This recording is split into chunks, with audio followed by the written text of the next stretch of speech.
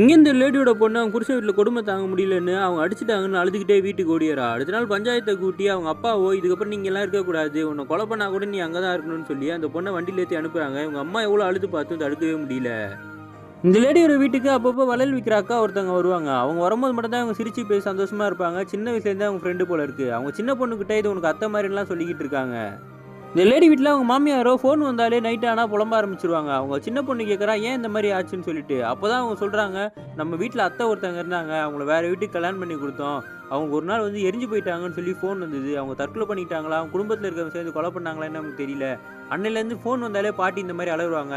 எனக்கு கூட தைரியம் இல்லை ஃபோன் வந்தால் அட்டன் பண்ணுறதுக்கு, என் பொண்ணுக்கு எதாவது ஆயிருமோன்னு சொல்லி பயந்துக்கிட்டு இருக்காங்க. ஒரு நாள் இவங்களும் அந்த வளையல் விற்கிற லேடி கிட்ட உட்காந்து பேசிக்கிட்டு இருக்கும்போது அவங்க புருஷன் வந்துடுறான். இவ்வளோ வேற ஜாதி ஆள் இவளை வீட்டுக்குள்ளே உட்கார வச்சு பேசிகிட்டு இருக்கான்னு. அந்த வளையல் லேடி சொல்லிடுறாங்க, நான் எங்கே வேணா உட்காருவேன், உங்கள் வீட்டில் என்ன திருடவா செஞ்சேன், நான் இவன் என் ஃப்ரெண்டு, நான் எப்போ வேணா பார்க்க வருவேன், நீ மிரட்டுற வேலைலாம் வச்சுக்காதுன்னு சொல்லிட்டு அங்கேருந்து கிளம்பி போயிடுறாங்க. அந்த கோவத்தில் அவங்க புருஷனோ நம்ம சின்ன பொண்ணு ஸ்கூலுக்கு போய் படிக்க வச்சோன்னா இந்த வளையல் விற்கிற லேடி மாதிரி ஆயிர போகுது, அது திமிரா பேசுன்னு சொல்லிட்டு ஸ்கூல் போகிறதையும் நிறுத்திடுறான். அந்த பொண்ணு அழ ஆரம்பிச்சிடுறா. அவங்க அம்மா பெரிய பொண்ணு வாழ்க்கையும் இந்த மாதிரி ஆயிடுச்சு, சின்ன பொண்ணையும் படிக்க விட மாட்டானே, நம்ம என்ன போகிறோன்னு சொல்லி ரொம்ப ஃபீல் பண்ணிட்டு இருக்காங்க. ஒரு நாள் இந்த வளையல் விற்கிற லேடியா உங்க பொண்ணோட வீட்டுக்கு வந்திருக்காங்க. உன் பொண்ணு கல்யாணம் பண்ணி தானே கொடுத்தேன், என்ன கூட்டு வந்திருக்கேன்னு இந்த லேடி கேட்டா அவங்க சொல்றாங்க, கல்யாணம் பண்ணி தான் கொடுத்தேன், வரதட்சணை குடும்பம் பண்ணி இவளை போட்டு அடிச்சிட்டு இருந்தான். பக்கத்தில் இருக்கவங்க தான் ஃபோன் பண்ணி சொன்னாங்க, நான் கிளம்பி போனேன், இவளை கையோட நான் கூட்டு வந்துட்டேன்.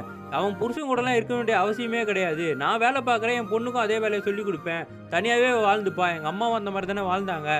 அந்த டைமில் நம்ம இவ்வளோ மாதிரி இல்லையேன்னு சொல்லி இந்த லேடியோ ரொம்ப ஃபீல் பண்ணிட்டு இருக்காங்க. அப்போ புருஷன் வந்துடுறான். குட்டி பொண்ணு போயிட்டு கதவு திறந்தா வேகமாக உள்ளே வந்துட்டு, இன்றைக்கும் அந்த வேற ஜாதி பொம்பளை கிட்ட தான் நீ பேசிக்கிட்டு இருக்கியான்னு சொல்லி அடிக்கிறதுக்காக வேகமாக வராரு. இவங்க அதுக்குள்ளே நீங்கள் 2 பேரும் கிளம்பி போங்கம்மான்னு சொல்லி அனுப்பி விட்டுறாங்க. அவன் கிட்ட வந்தோடனே இவ்வளோ நாள் அவங்க எதுவுமே பண்ணாதவங்க அவன் புருஷனை பார்த்து ஒரு முறை முறைக்கிறாங்க. அவங்க வாழ்க்கையில அடி எடுத்து வச்ச மாதிரி அவனும் அங்கேருந்து அமைதியாக அங்கேருந்து கிளம்பி போயிடுறான்.